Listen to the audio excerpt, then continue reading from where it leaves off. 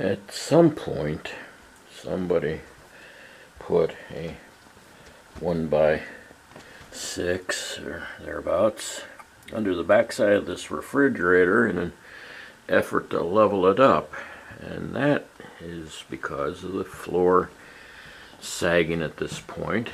You can probably even tell just from this door frame that it's lower on that left side than it is on the right, and that's by about 3/4 of an inch. So what causes this problem? This is the cause of that droop in the floor upstairs under that refrigerator. This column here is sitting on dirt, and that dirt has been compressing and shifting, and this whole column here, this temporary one I've got here now, is level, and you can see from the top how much that wooden one moves to the left as it gets down to the base. It's a good 1.5 inches that it's shifted and dropped at about that 3/4 of an inch. So I've engaged the services of Harding and Sons. Devin is here and his assistant, and they are getting ready to fix this problem. And what we're going to do is have them dig this out. I'm going to remove this post. He's going to shore this up, dig this dirt out here, and just make this a freestanding column here to support the weight of the house at this point. So we'll get a little conversation with him and see what he plans on doing. So what's the plan? How are we going to? We're going to throw a 4x4 in up here to help support that beam whenever we take this column here out. Okay. I got that from shifting. We'll put it on solid ground here. We'll work on chipping away and getting this section out, removing this wooden beam. Mm-hmm. That way we can start forming and getting ready to put our new footing right there. Okay, and that involves what, digging down a little bit more than or? Yeah, we'll dig it down a little bit more than the floor. All right. Tear out all that excess that's there. Okay. Well, we'll let you get started here and come back and visit you as things progress. Okay, we've got the form pretty much in position here, ready to go. And a couple more screws and be ready for the next step.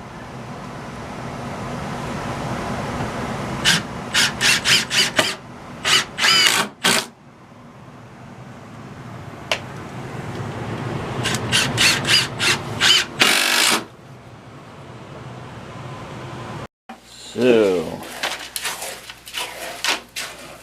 what's that secret ingredient you're putting into the concrete?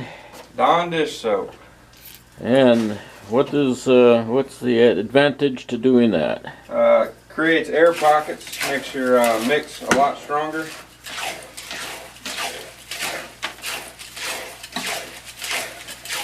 Huh. That's a new one on me.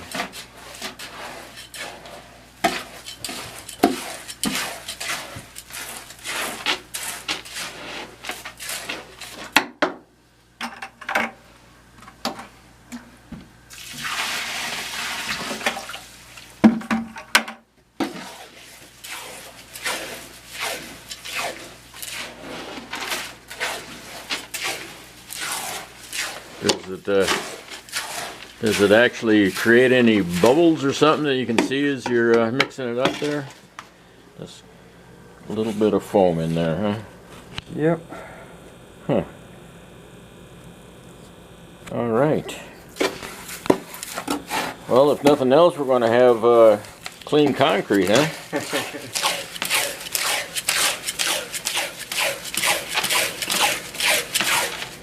Yeah, I'll let you have at that for a while now. Okay, there we have it. We have one big block of concrete sitting here waiting to harden. And we'll let that set up. Probably, what, a few days. That ought to be ready to go, and then we'll get a new pillar put in there and get this puppy cranked up and see if we can solve that leveling problem.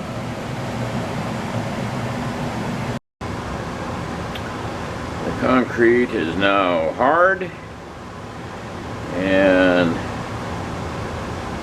a new 6x6 post has been installed. So we have this end of the beam properly supported now. Gotten rid of that crumbling old dirt base. Got this block of concrete that's basically a 20-inch cube, so it's not going anywhere. So with that being said, we really haven't raised this beam all that much. It's pretty, the height of this post is pretty much about where it was with the old post. The old post currently taking a nap there on the floor. But we'll maybe come up with a use for that somewhere, who knows. But this beam, I was hoping that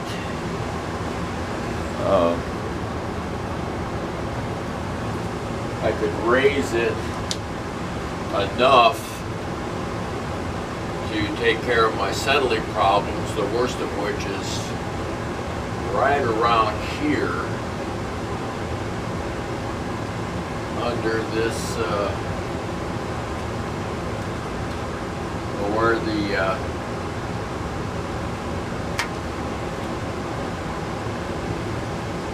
load bearing wall is on the joists set on this beam. I figured I could probably just lift that all up and solve all of my crooked door frame problems. Problem is that as I was lifting up back here, even though this is still lower than where the beam sits on the foundation over here, this beam is pretty much level all through here. Yeah, it's might be a little higher there. Might be a little dip in this center here. But as I was raising this all, and what I ended up doing, there was a 1/4-inch piece of plywood sitting under the bottom of this. I managed to raise this 1/4 of an inch, so now I've got a 1/2-inch piece of plywood under there. So this is now a 1/4 inch higher than it was. But my problem is I was measuring my floor joists between the beam and this nearby wall. They're all pretty much level. About as level as you can get, I suppose, for an old house. And I didn't want to really raise this beam up too far and then take these things, this part of the house, take it all out of, that's sloping out.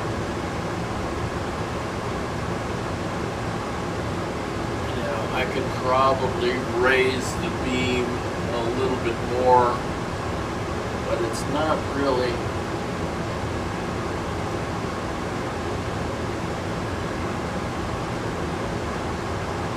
too far off, and I'm not sure that I want to. This is pretty much level, considering the old house here.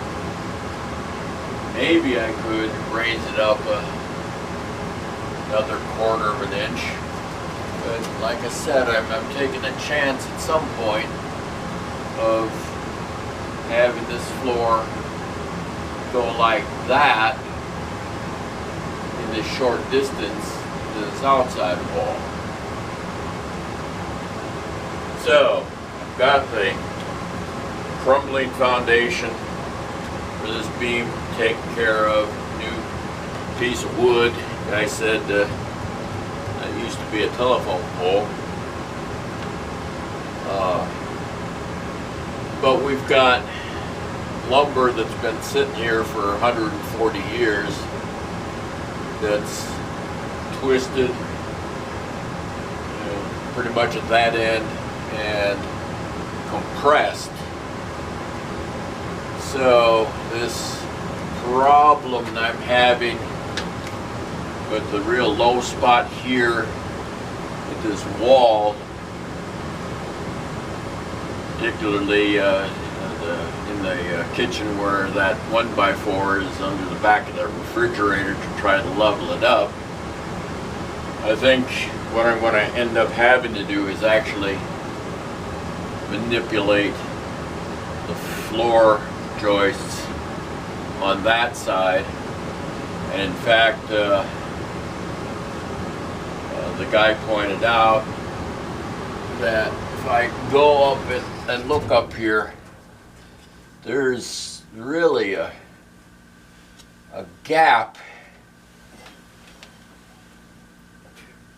and that might be a 3/4 inch gap in this floor joist